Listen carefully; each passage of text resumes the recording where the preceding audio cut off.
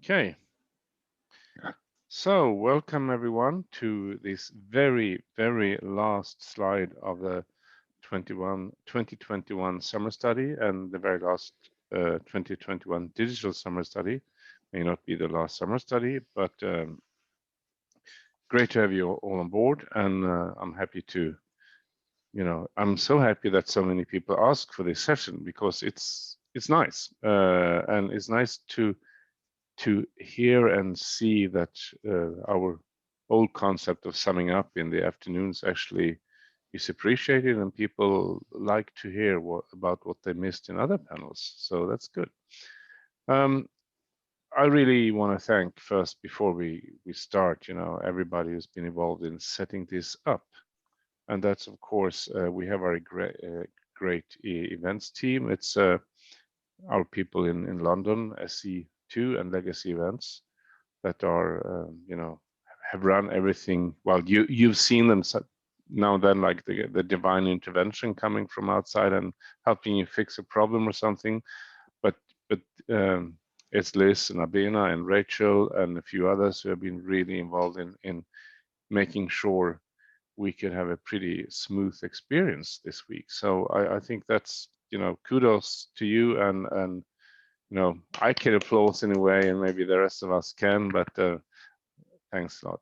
I also want to say thank you to the staff in the eceee Secretariat. Therese has been managing papers and abstracts, and she's always very patient to both panel leaders and to authors who don't read instructions, etc. And she sighs and then she friendly explains how you need to do it. So without her, we wouldn't have any proceedings, and there wouldn't be possible to do what we want to do, and that is the evidence-based knowledge sharing and knowledge sort of content producing aspect of eceee activity. So thanks to Therese. Also thanks to Nina at the Secretariat, who started working with us maybe November now, early November, late October, as a Secretariat to make things work. And she's taking care of registrations and so on, and she's getting better by the day, so it's great. And well, it's a sad reason why we have Nina, because Anne passed, but still it's great to have her on board so we can move forward. And we're getting eceee up to speed again. I don't think anyone has missed now that we are going to go live in 2022 with a real physical summer study. We have had some polls on what's been good with the digital one.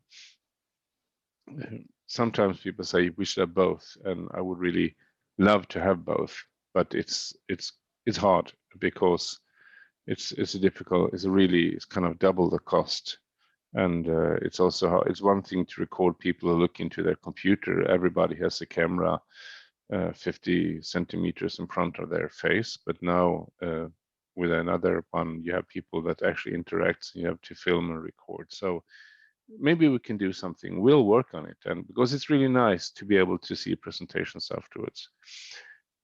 Speaking of costs, I'm really happy that so many has chosen and been kind of loyal and also felt that the summer study is worth paying for, because today it's hard to make people register for a digital event when there are so many free events around. You can find webinars 3 at a time, anytime. Well, not any time of the day maybe, but every day there's plenty of interesting webinars, seminars, etc. And you can't follow them all. So why would you pay for yet another one? And I think this is an acceptance that you have helped us kind of approve that there is a cost to produce an event like this, to produce proceedings, to have the review process, to organize everything in the way we have done.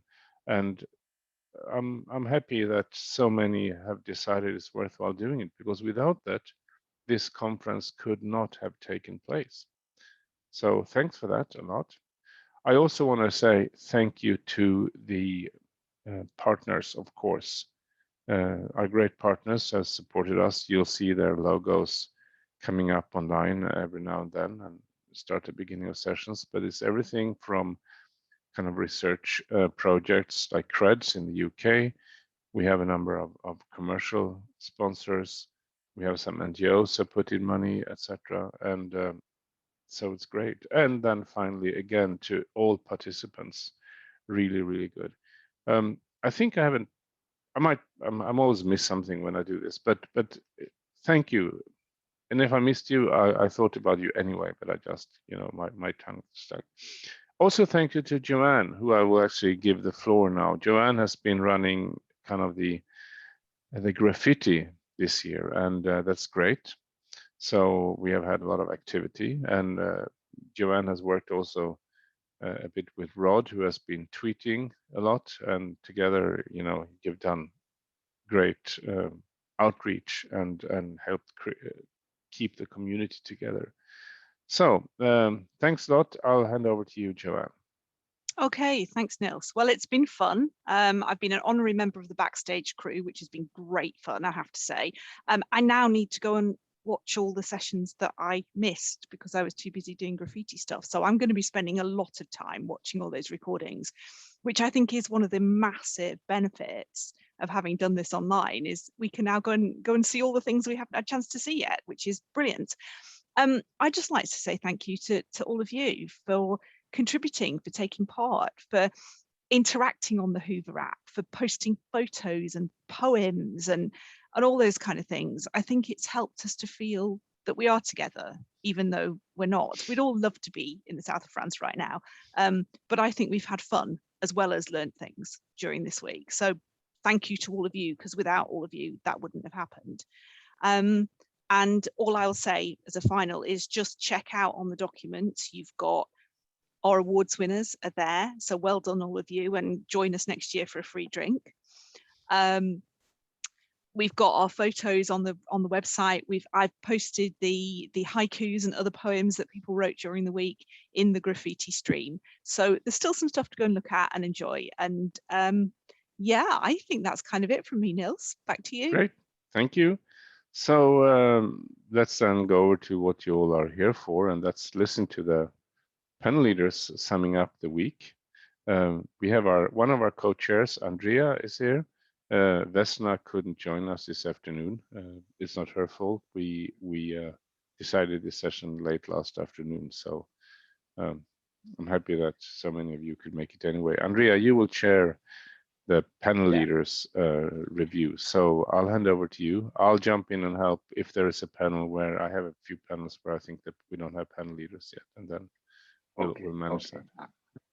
Okay, I will check it. So thank you everybody again, and thank you especially to our the big sponsors. You forgot it's ADEM.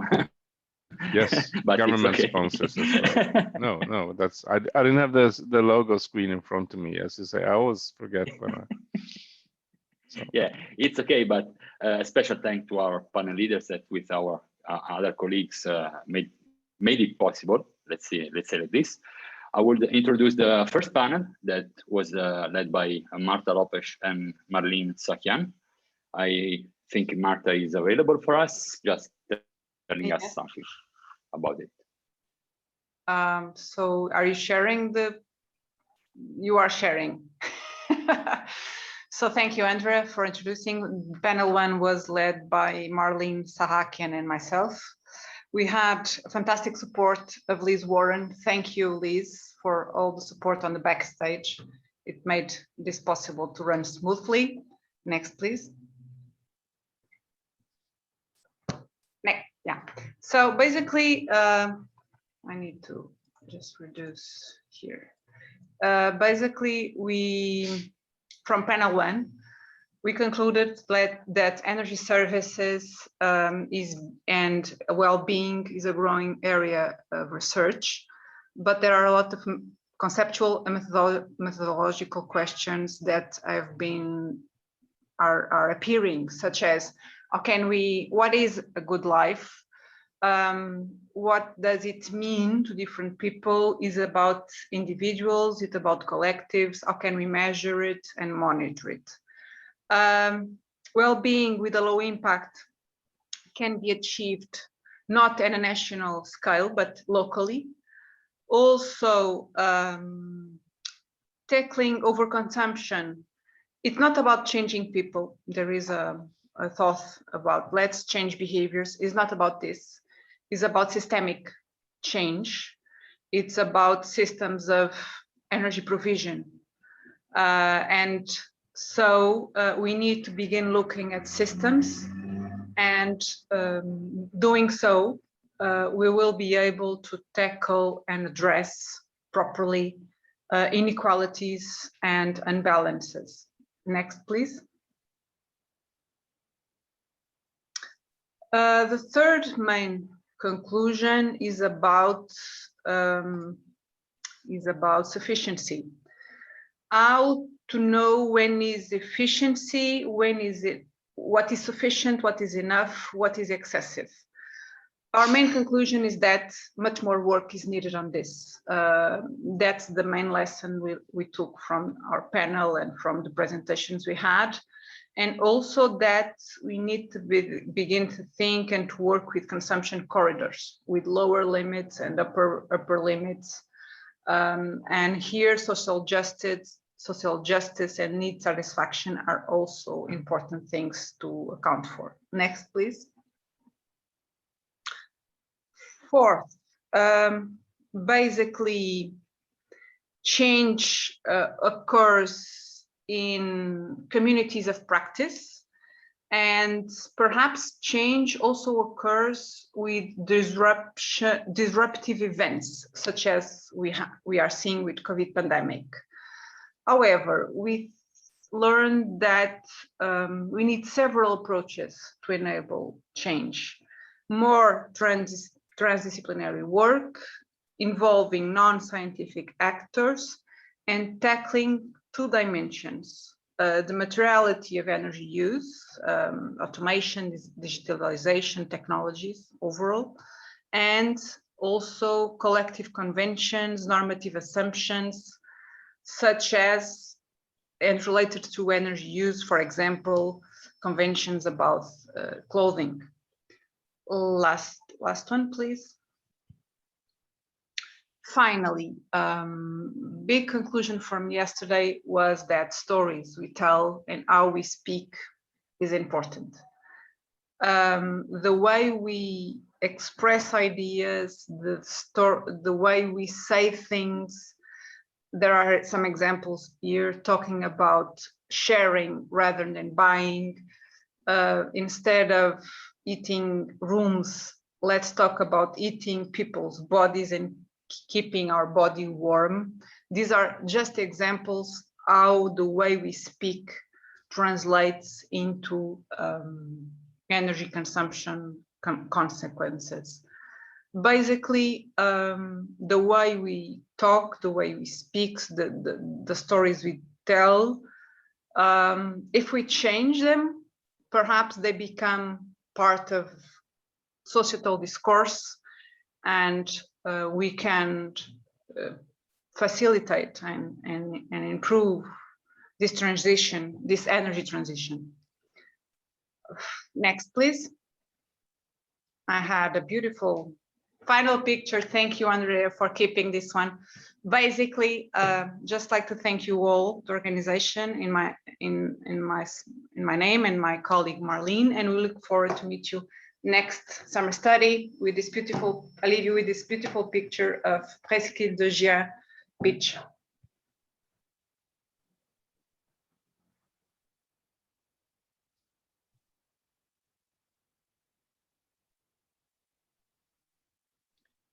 So thanks a lot, Marta, for this. You can see all the presentation as a webinar. So if you skip it and move it towards panels. About the second panels, we have Heike Brugger and James Griffith.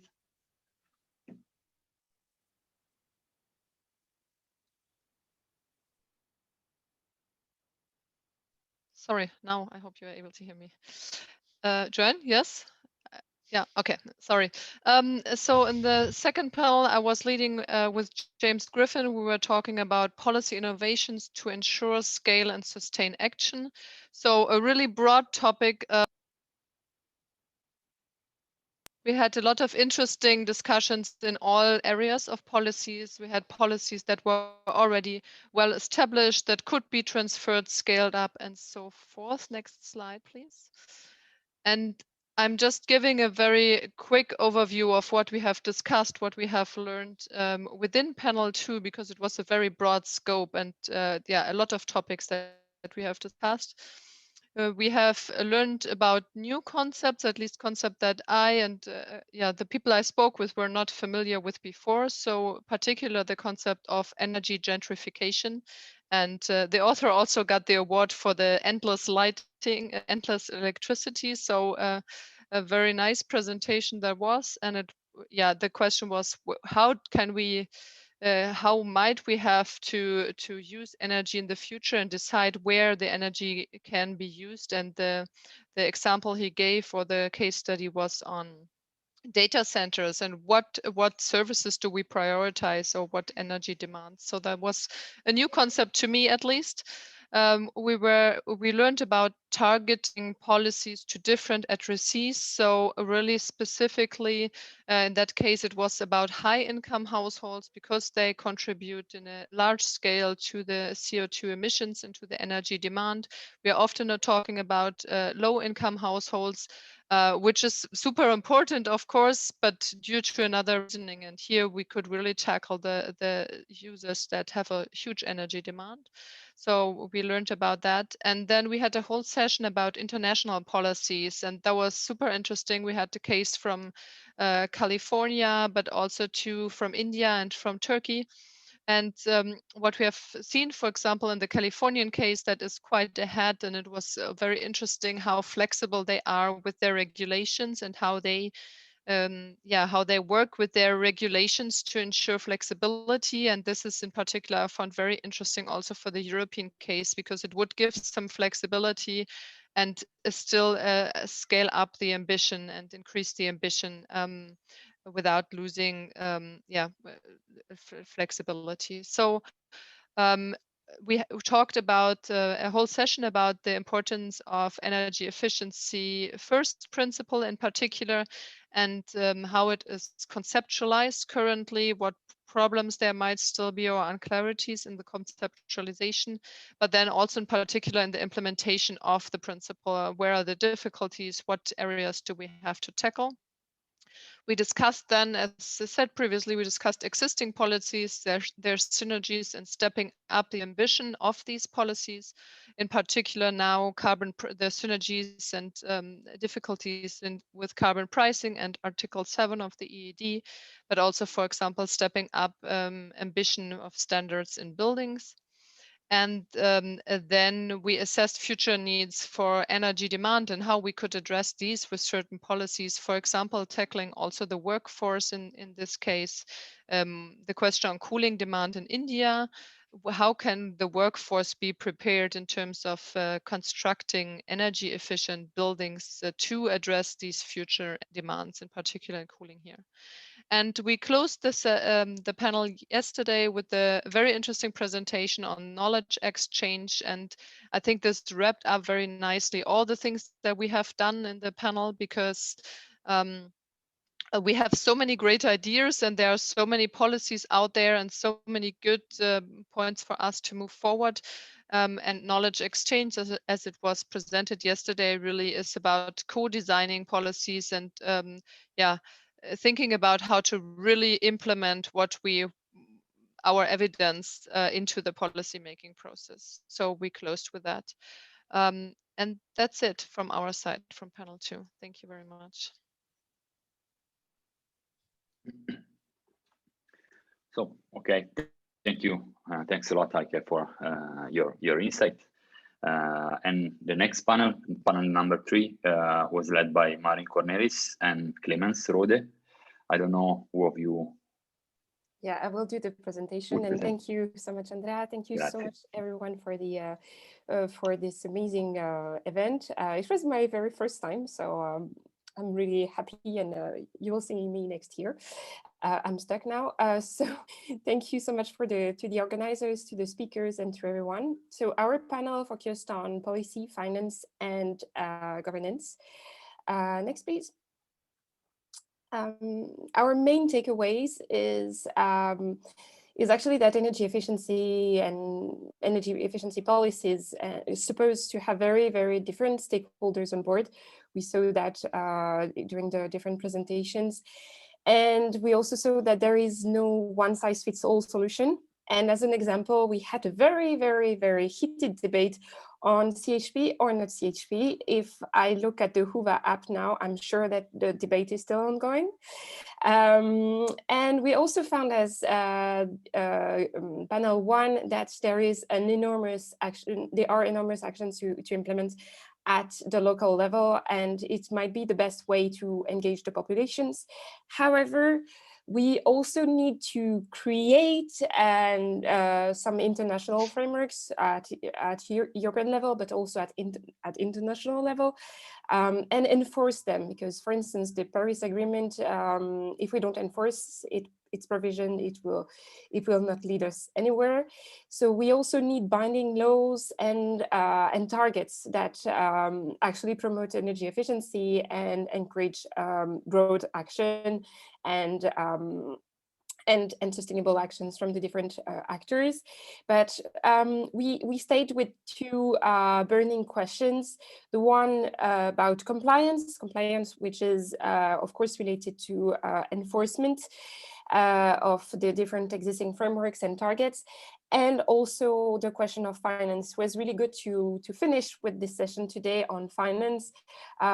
We saw that finance can be an enabler, in particular with the new taxonomy and the different schemes on corporate social responsibility. But we can still wonder if finance is the silver bullet for policy action, since many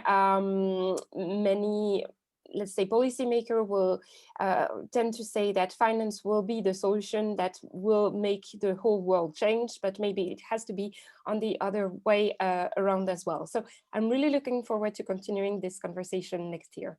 Thank you so much. Thank you, Marine. So fast and effective, really impressive. Yeah, the discussion regarding CHP, we had also a discussion about substitution of nuclear with gas and so on. It's something that we have to deal with probably in the next summer study. We will address this in 1 year from now. For the next panel, we have Fiona Brocklehurst and Jessica Richter. I don't know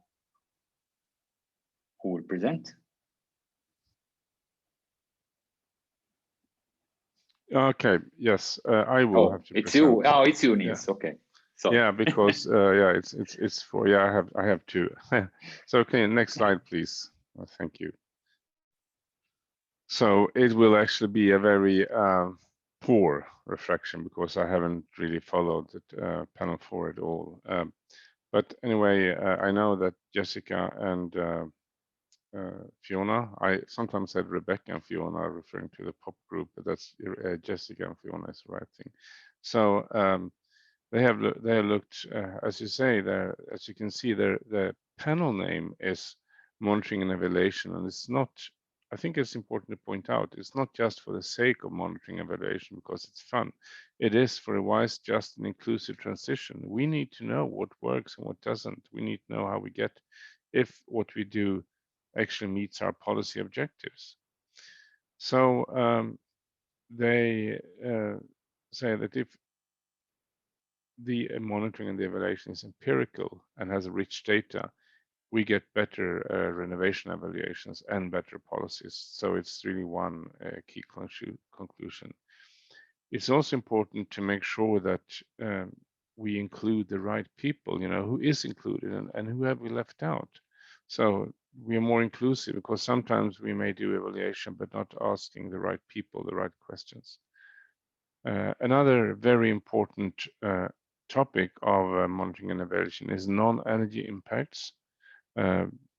If we would work more on that, we would also be able to make a stronger business case. For instance, many grants or programs, you just evaluate them for saved energy and cost effectiveness, but you don't get feedback on the non-energy benefits. So nobody really asks themselves a question while they're getting the grants, and then you have to go out afterwards and try to identify it, and it's more difficult.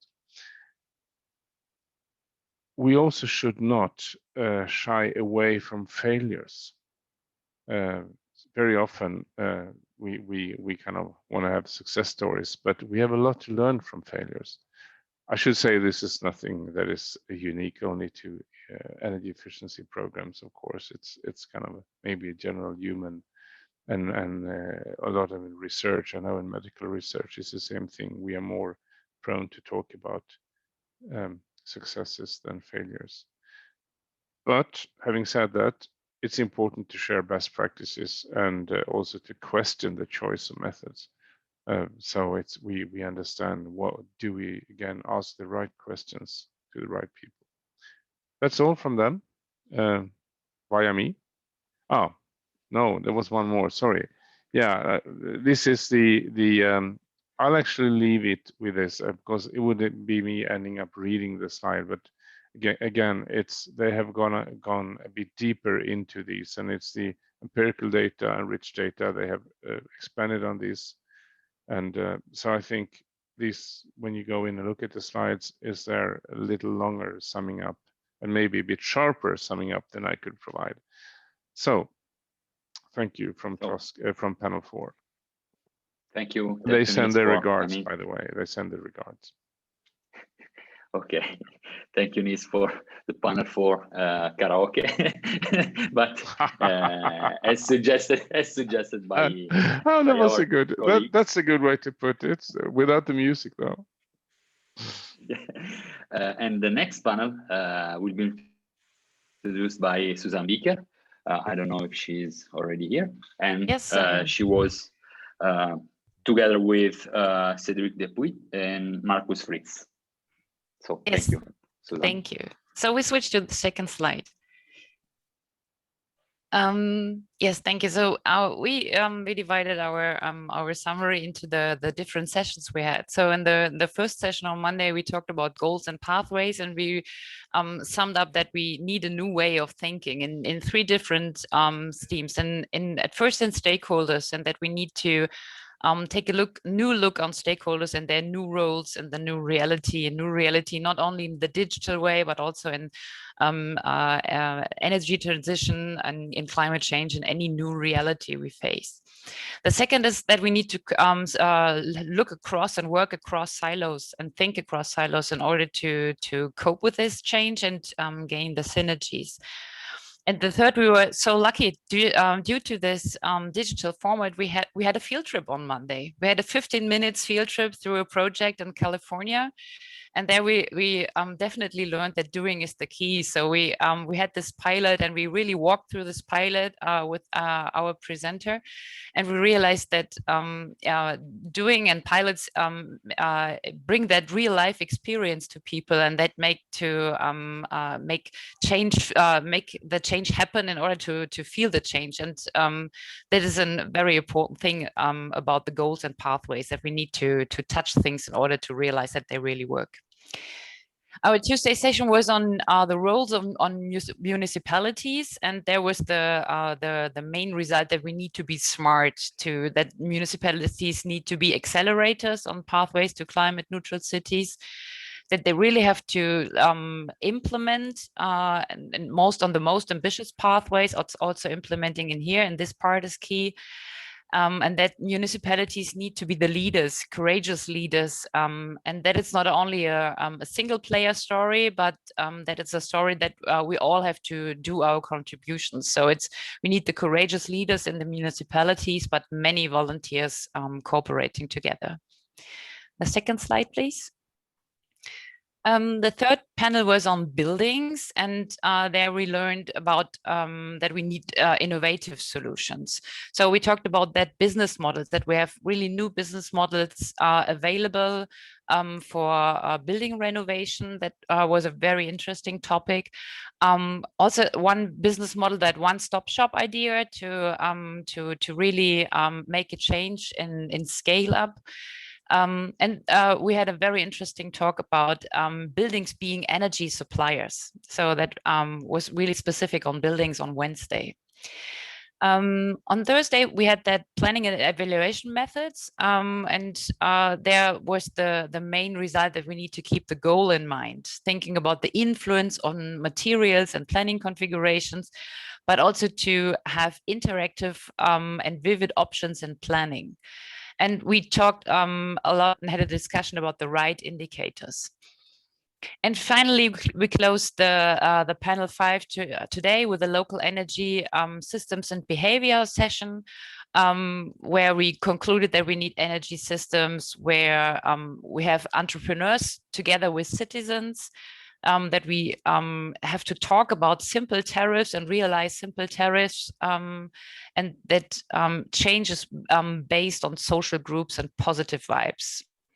And I don't know if there's another slide left, but let me conclude that we have been the urban trio in this eceee, and we had really great discussions. I was very skeptical about the new digital format, if it would be really a discussion and fruitful, and if there was really the spirit. Everybody said before having that Mediterranean discussion spirit, but actually it was my first time to the eceee, and I'm absolutely sure it won't be the last. So I'm really looking forward to seeing you all at the Mediterranean next year. And many thanks also from Marcus and Cedric at this point. Thank you. Yes, thank you.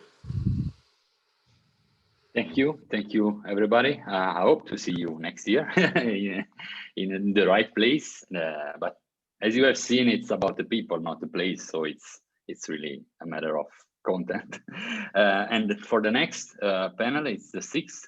We have Dražen Vroski and Neil Wallis. Please. Yep, thank you. Unfortunately, Neil could not make it to this plenary session. So I'll do the presentation instead. We have only, in addition to the title slide, we only have one slide, and Neil did it. I hope I will be able to pass the message that Neil was trying to make. But before that, I would just want to say that in preparing for the conference, I mean, me being completely new to the eceee, and also given that, as far as I understand, transport has been like a new contributor to the eceee community, we were kind of worried about whether we would generate enough interest in the audience. And I'm happy to say that we ended up with so we basically had our questions prepared beforehand, just to make sure that we have ammunition to kick off discussions. And I'm happy to say that we ended up with the lack of time to answer all the questions, rather than with the lack of questions and interest. So I guess this speaks for itself.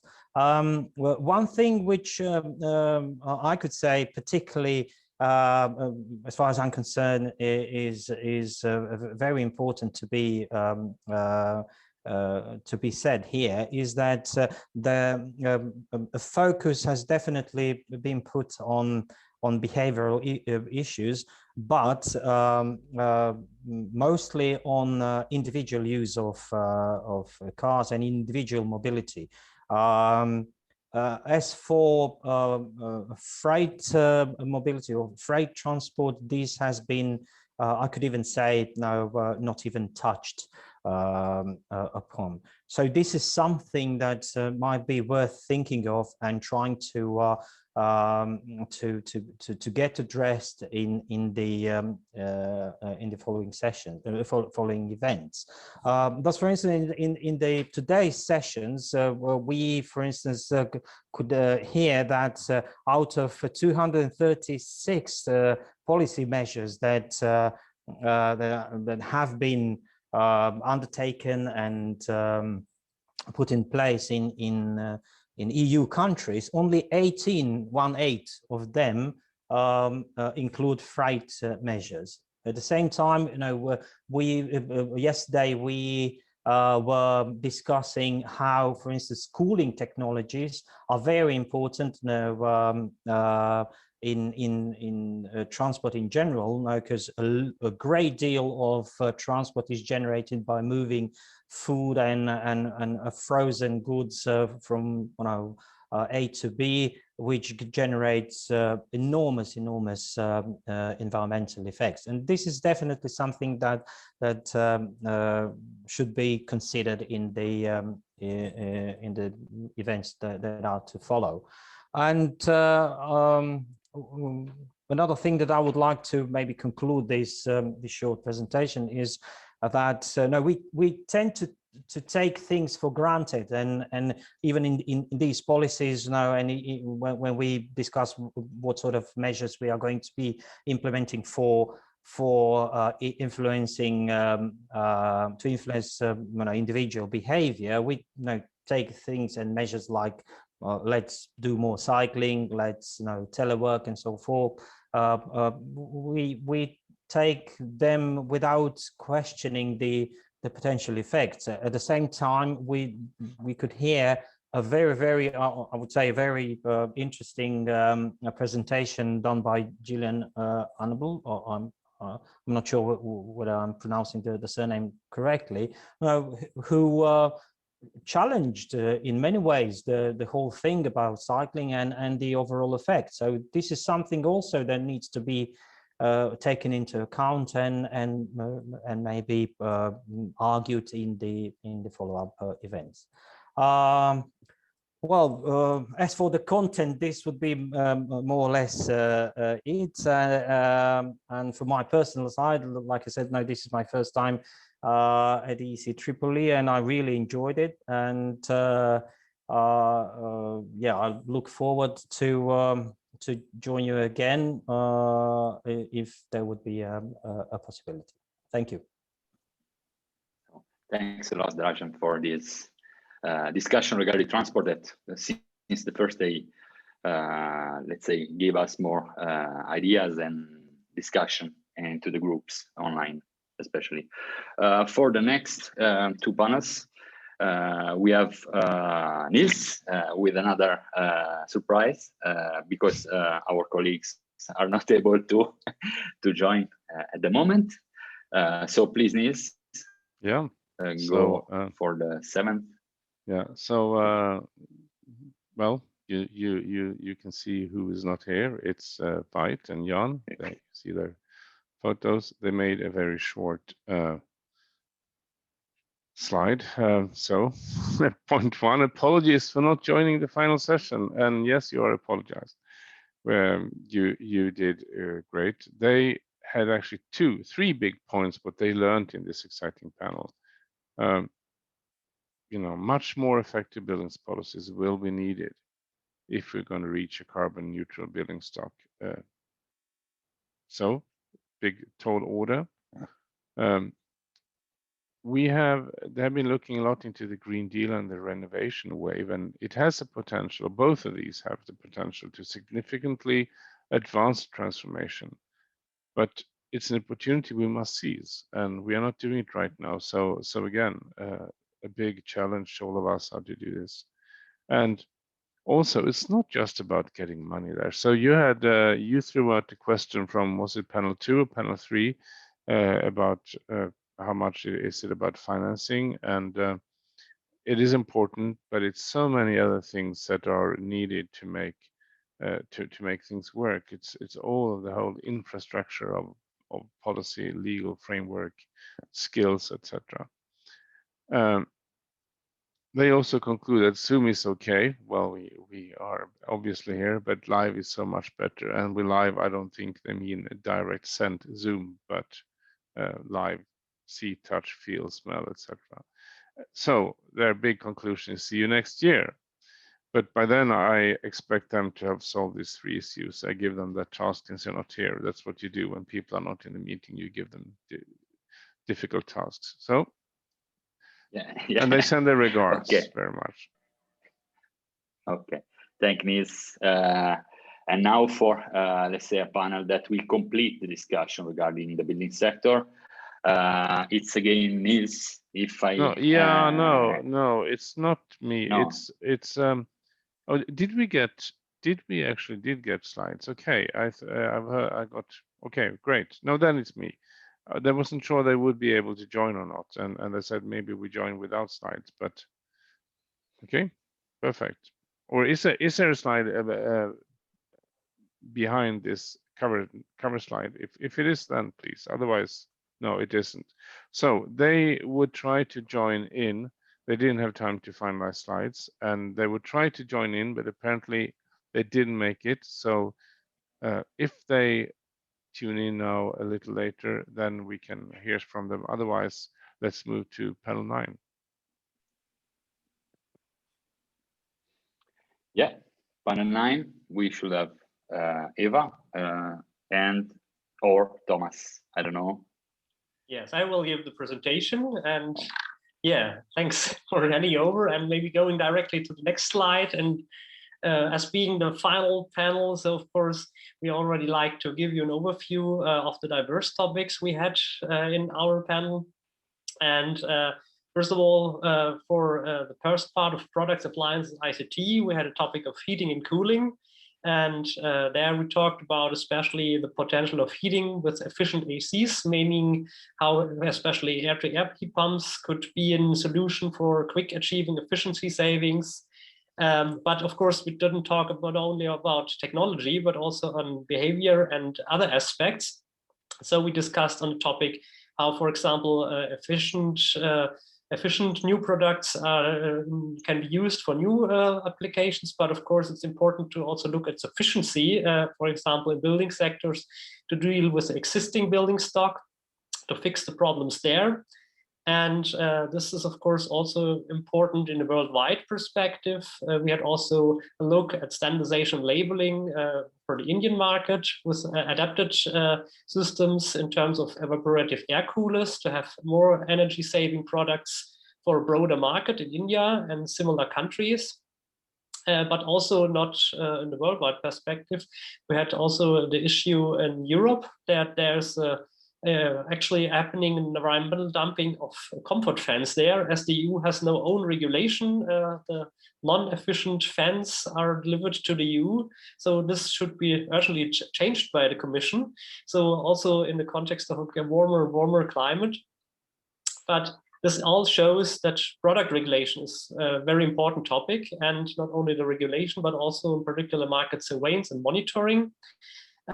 Because we found that there are a lot of impacts of product non-compliance. It's partly really shocking how much products are not complying, or even worse, there are approaches not only in the automotive sector for circumvention, so that product policies are actively circumvented, and this is very important and shows that really monitoring and market surveillance is necessary.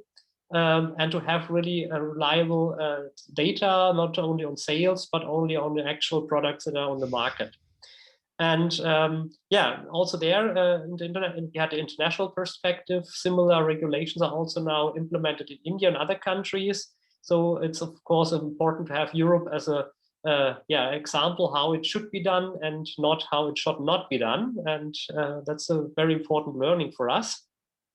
And for the third part, for the regulations, also the evaluation of effects is very important. And we had different examples. We had from the northern countries in the EU and MAPS effect calculation module, as well as an overall worldwide climate impact calculator with the MAPSE tool that was presented.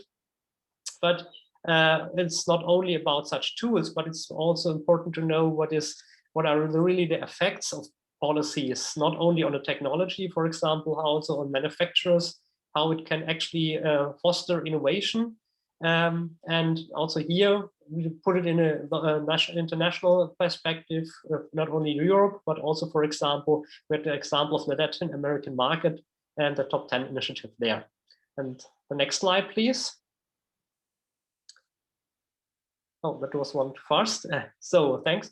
Yeah, and what are now the policy implications of those learnings we had already before?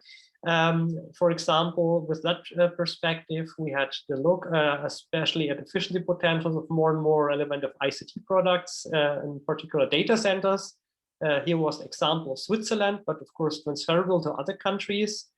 But as you see, this is very product specific. For example, it's not only efficiency, but from the Indian perspective, we learned on the multiple benefits of efficiency, particularly by reducing food losses with efficient cold storages to avoid a huge amount of food loss due to insufficient cooling. And this shows in particular the importance also to have policies that give a perspective. And we had also looked, for example, at the worldwide relevant topic of LED lighting, how the future trends of efficiency development could be predicted, and to adapt to policies accordingly. And then coming already to a second part of this, for policy making, of course, the market statistics, as mentioned before, is really important. We've seen at the use energy label, which has been just rescaled. Now we have some good labels, but we have learned, for example, TVs are only available as bad products officially. You only get F and G products. So this shows how important good data is to adapt policies to the market and not to be unrealistic. So this is a very interesting learning. And of course, we traditionally have a strong look at household appliances, also here in the efficiency community. But more and more, we have also to focus on the commercial sector and how these learnings could be transferred to there. And there we had one example also from Switzerland, how, for example, efficiency labels can, from the residential coffee machines, could be transferred to the commercial sector. Yeah, and finally, today we closed our panel with a sixth session with our topic becoming digital, environmental, and system oriented, which shows that it's getting more and more complex, not only looking at single products or appliances, but a more holistic perspective of efficiency and more, and circular economy increasingly. And there we had a look at the forthcoming EU Digital Product Passport as part of the Sustainable Product Initiative of the Commission.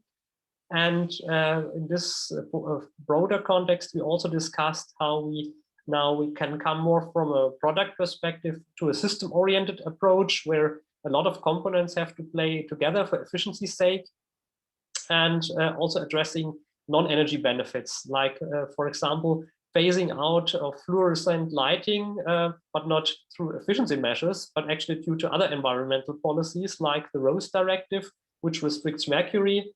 So it could be used for efficiency as a side effect, but very interesting also to have a look at other policies.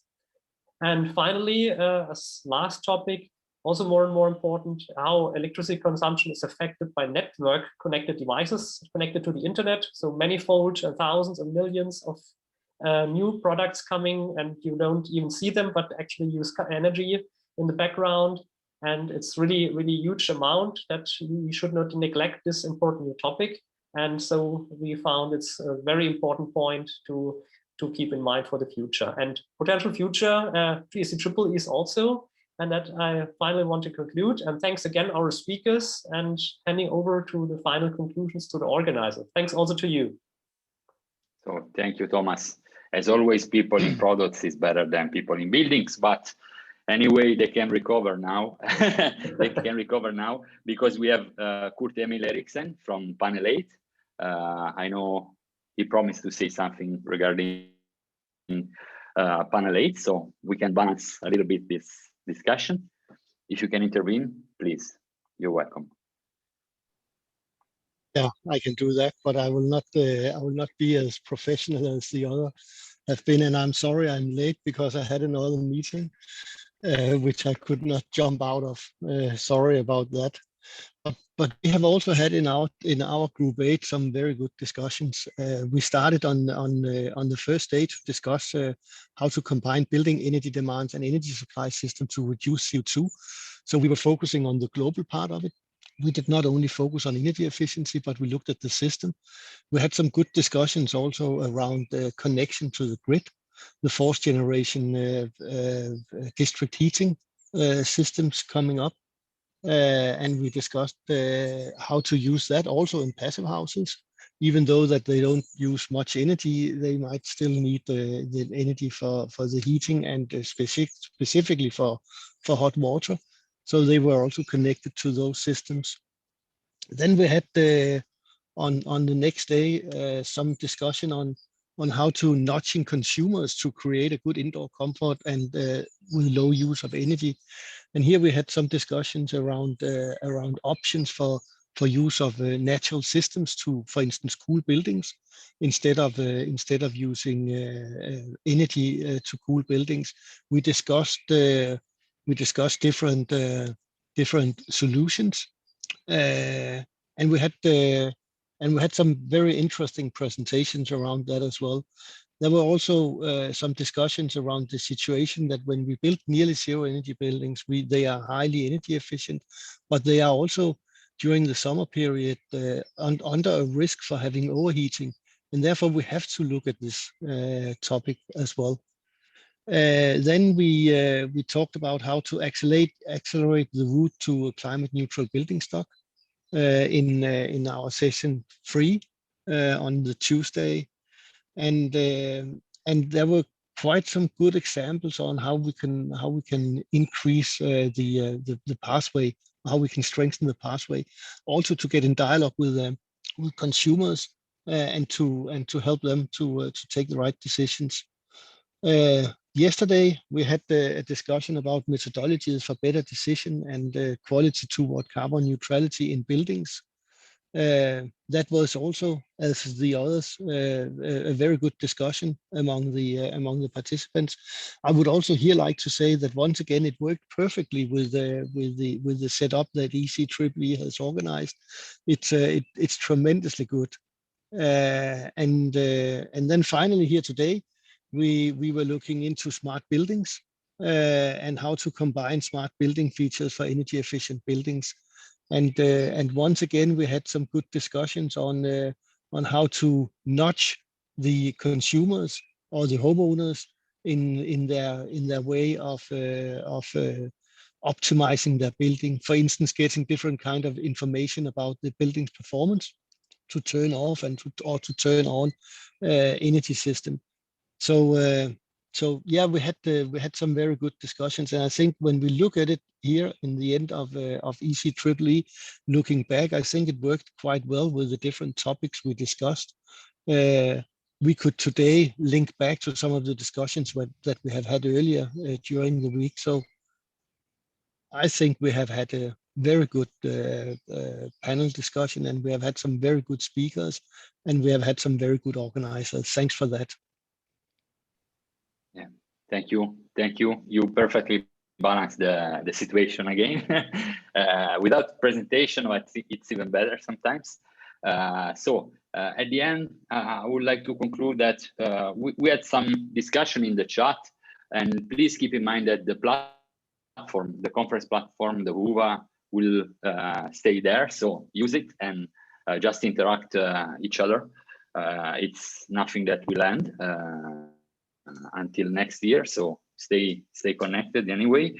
As a final remark, I want to say something regarding some discussion we have from panel 1. I don't know, Marta, if you can say something regarding policy and sufficiency, because it's something that in some panels we haven't really had a huge discussion, I would say, but please. Okay, so as far as I have understood, someone is asking, what are the main learnings about sufficiency? Well, from panel 1, sufficiency was discussed. Basically, main conclusions, and I already talked about this earlier, It is a challenge.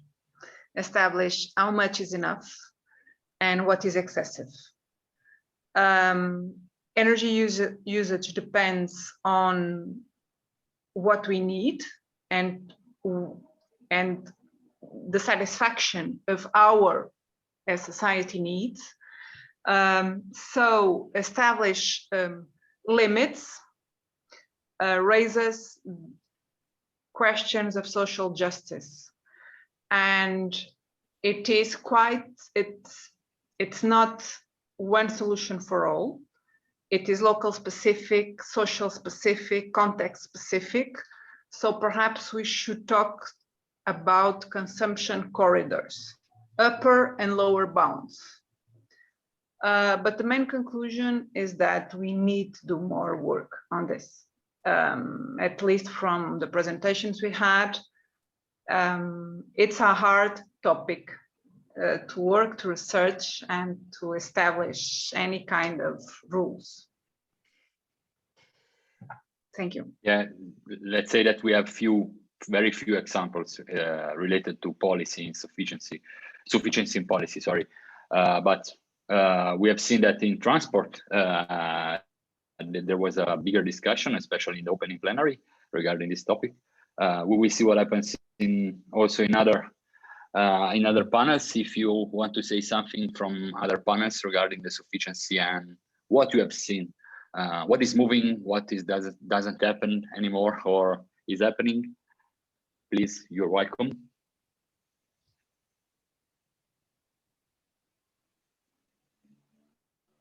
No. Yeah, maybe I can say some words from panel 9. Also, we had a discussion on sufficiency in different contexts. The first context we had was especially sufficiency by means of using existing equipment as efficient as possible. Is not the only way, but really to adapt to your existing installations. For example, when you have equipment in buildings, sometimes it's better than you optimize your existing building, for example, with shading and so on. Keeping your old heating installation or old air conditioners a bit longer, it could be better than buying a new efficient one, but an oversized one, for example. So you have to carefully look at what you're doing. So you have to evaluate what is the situation before and the situation after to make the clear decision what is, if you have to deal with sufficiency options or maybe with efficiency options. Of course, in the right combination is important. The second point of sufficiency was interesting. We had in the context of ICT. And one learning was, of course, there are, on the one hand, high potentials for efficiency of more efficient new products, and also of savings induced by ICT systems, which can help, of course, to save energy. But of course, we have to consider the own consumption of the electric of data centers and the older infrastructure. So despite having new and more efficient products, sufficiency could be a very important topic to say which kind of applications or new applications are really needed. Do you need, for example, an electric, smart, AI-controlled equipment for everything, or is just an efficient traditional one sufficient and more than enough? So that was one learning of panel 9. Oh, thanks a lot, really, Thomas, again. I would like to say something. I would thank you all, first of all, and then leave the word to Niels for our closing remarks. Thank you, everybody, for being here, and please, Niels. So, same for me. Thanks to everybody, and we are now closing this, and on Monday we start work with a theme for the next summer study and the panels. So if you have ideas, so please come up with them.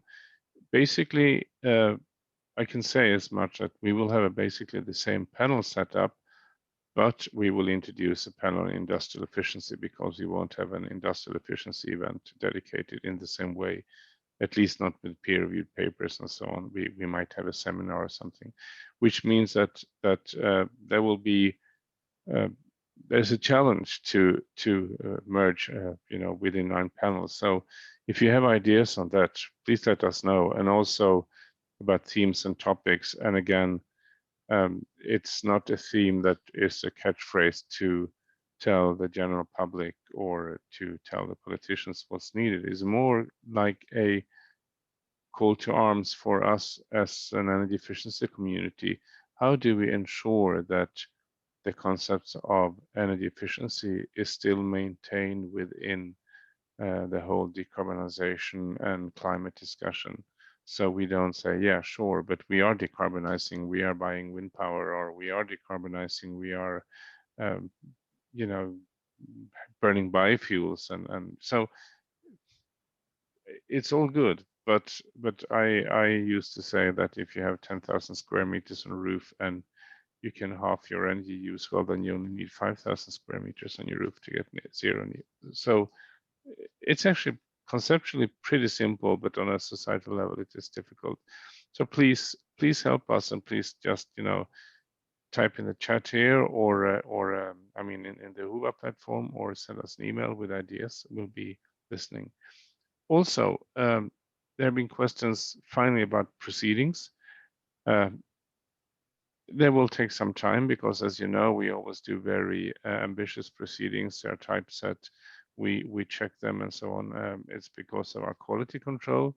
They are part of the Scopus indexing system, so they need to have a decent quality. I realized we have spoiled everyone before because we always had the proceedings ready when the conference starts. So this is, you know, how much now everybody wants, you know, to have them on their table right now. Sorry, it will take some time over the summer because we had a very late deadline for final papers.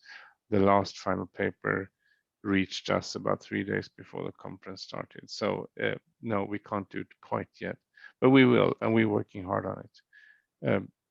Very shortly, there will be one single file with all the abstracts and a table of contents of all the abstracts on the Whova platform that you can download. I think already this afternoon, but I have sent.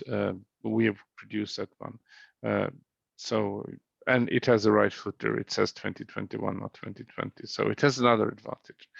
Okay, I think it's time to close. And thank you everyone for this great week. And kudos to Marcus. I think it's a Belambra in the background. I recognize a pine tree. So that's the background that we could have for real next time. Okay, I declare the summer study completed. Thank you, everybody, and have a good weekend. Thank you. And our partners once more, Yeah. please indulge. Yeah. Yes. Thank you. Bye-bye. Thank you. Thank Bye-bye. you, everybody. Ciao. Bye.